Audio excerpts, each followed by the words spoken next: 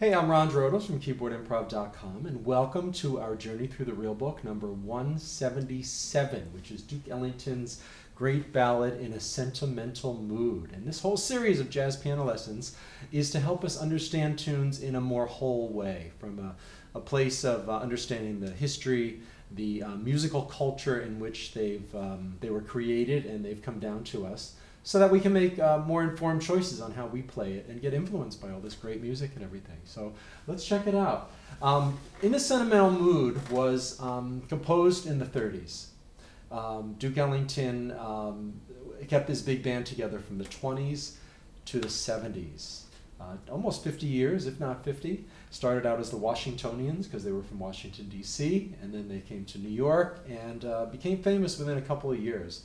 And he kept his band together throughout that whole time with the royalties he made on his songwriting. So he basically financed the band even when they weren't working so much, like in the late 40s, early 50s, somewhere in there. A lot of the big bands, like Count Basie's, sort of had some hard times, and a lot of them disbanded. Even Basie disbanded temporarily. And Ellington kept his band going, and some of the players were with him, Johnny Hodges, for either the whole time or almost the whole time, right until the end. So here we go. In a Sentimental Mood is very indicative of the swing era ballads. So a lot of the early recording, and it would have been at a faster tempo than we usually play ballads. Like a jazz ballad post Bill Evans and Village Vanguard might be, this sort of like just very slow, beautiful feeling. We're not really playing for dancing so much anymore, right? Or if you're playing for dancing, people slow dance maybe slower than they did in the 30s. Back then it would have been, that would have been a slow dance in the 30s. It's kind of fun to play at those, what we would consider in-between tempos, like a slow swing, fast ballad. Try everything and see what you like. That's the idea too. But the thing about this, I was actually surprised when I checked out the original date for this before I made the video. So I thought it was early 40s. And no, 30s. And so if you want to have some fun, take someone like Ellington, who, we think we know, right? The big Blanton-Webster band from 40 to 42, very famous. The band in the 50s that did Live at Newport with Paul Gonsalves on piano, that famous band. The band in the 60s that did the Sacred concerts. The band at the end where Ellington was playing more piano because a lot of his longtime people weren't with him anymore. They passed away. He outlived most of the old timers in that band. We think of that, but we don't think of the 20s, right? But he was very famous at the Cotton Club right in the late 20s. So you can listen to dozens of recordings they made. Dozens. Songs like The Mooch, East St. Louis Toodaloo from the late 20s, early 30s. Mood Indigo's there from the early 30s. You could spend 3 years listening to Ellington before 1940, and goldmine of tunes. Listen to his arrangement of Moonglow, masterful from the 30s, pop tune of the day. Imagine someone doing like a Justin Bieber tune these days like that. You could, or some remixes might have that same kind of creativity. Certainly the one by Skrillex, right? If you go mixed genres like I do sometimes, check out Skrillex's what is it? I forget the name of the tune. Justin Bieber. Anyway, probably the only time Justin Bieber and Duke Ellington are mentioned together. But you get the point. We can take some of these pop tunes and do things with them, even with today's music. And that's what Ellington was doing, besides writing his own classics at the time, which were popular songs. A lot of them like this. So check out Ellington from the 30s. However, the most famous version of this tune has got to be the one with John Coltrane. Duke Ellington and John Coltrane. It's a classic album. Check it out if you don't know it yet. I think it's the early 60s, 61 maybe, 62. And the first tune on the album, if I remember right, is in a Sentimental Mood. And it's the one that's been sampled by, speaking of pop, contemporary pop, a lot of hip-hop artists have been inspired by it and sampled it. So check it out. It's the basis of some hip-hop tunes. And it's really wonderful to hear Ellington in that context because he always stayed up with current music. He wrote rock and roll pieces in the 60s and 70s, for instance. My approach to these is to the Ellington tunes is to kind of take what Ellington offered us, which isn't just our usual sort of, you know, Bill Evans type voicings, because in truth, Ellington was the one who was the forerunner of that with in a mellotone with these rootless 9ths and 13ths in his left hand. So we can use those, but we can also do other things he did, like these open voicings. Very impressionistic, with open fifths, sixths, sevenths, and seconds that sort of like bells. That's what Ellington was about too. Sometimes in a very beautiful way, and sometimes in a sort of very primal kind of bang the drum kind of way too, right? He influenced Randy Weston, Thelonious Monk, people like that. A whole different lineage than we usually study when we study our bebop licks and everything. And Ellington's approach to orchestration, composing, and playing piano was often considered impressionist, similar to the European composers like Debussy, Ravel, and Delius, the English composer. And so much so, in fact, that at one point, a little later in his life, I think, well, not sure when it was. I'm thinking it was later, but it could have been a little earlier. He was really compared to Delius publicly. You know, either he got an award or something. It's in his book, Music is My Mistress, which required reading. Definitely Jazz 101 reading. Music is My Mistress by Duke Ellington. You'll love it. He was compared to Delius, and somebody asked him, you know, were you influenced by Delius? And he said, no, I've never heard Delius yet. But then he went out, because he was so curious about everything, and he got these Delius recordings, you know, and immersed himself in it for a time. But my theory, if you read that book, is that he absorbed a lot of the classical sounds, particularly early 20th century, Impressionism, late 1800s, early 1900s, those kind of sounds through silent movie music. Because he says in the book that when he got to New York, he used to go to the movies a lot. And this was in the 20s. And there were silent movies, and they would be accompanied by a full orchestra. And the people who wrote the soundtracks, so to speak, to the accompaniments to those silent movies were themselves immersed in the modal composers, the Impressionist composers, people like Stravinsky with the Firebird, Rimsky-Korsakov, late 1800s, 19th century romantic sound music with these kind of chords, you know, like the Wagner, the Tristan chord, that are sort of harmonically vague. He heard a lot of that stuff through that, you know, because that's in those silent movie, you know, in the music and in soundtracks. So that's where I think he got that influence from, even if it wasn't directly from those composers. But in any case, text painting, painting a mood, painting a picture. What is a sentimental mood?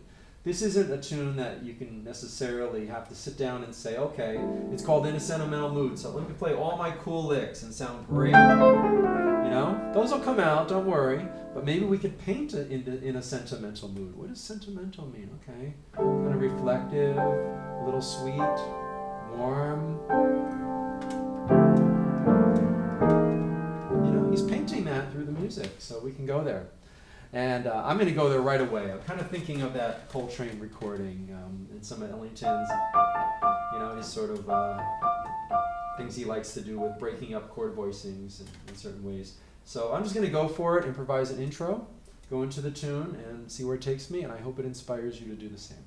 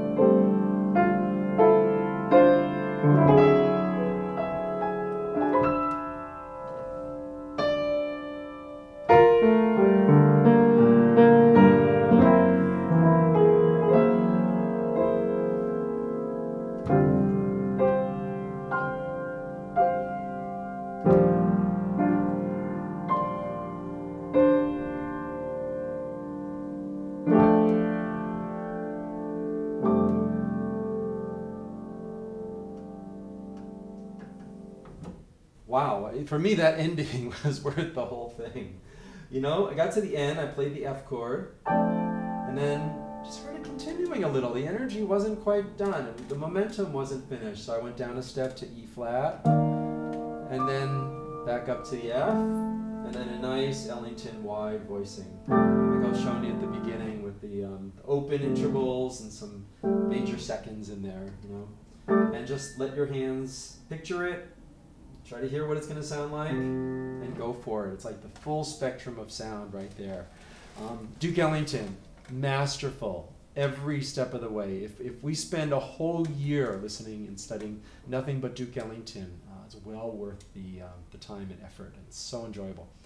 So thanks for being here. If you're interested in lessons, do Skype, Zoom, or my video course at keyboardimprov.com. Love to share whatever I can with you, whatever I know. And I love finding that little door that helps everybody, whatever it is that's going to help you. Okay, I get it. Now I can move forward. It's a little different for everybody. That's what I love doing as a teacher. So again, thanks for being here. I'll see you in the next video, which is, oops. In the Mood. Totally different, but from about the same era. Okay, take care. Good luck with your playing.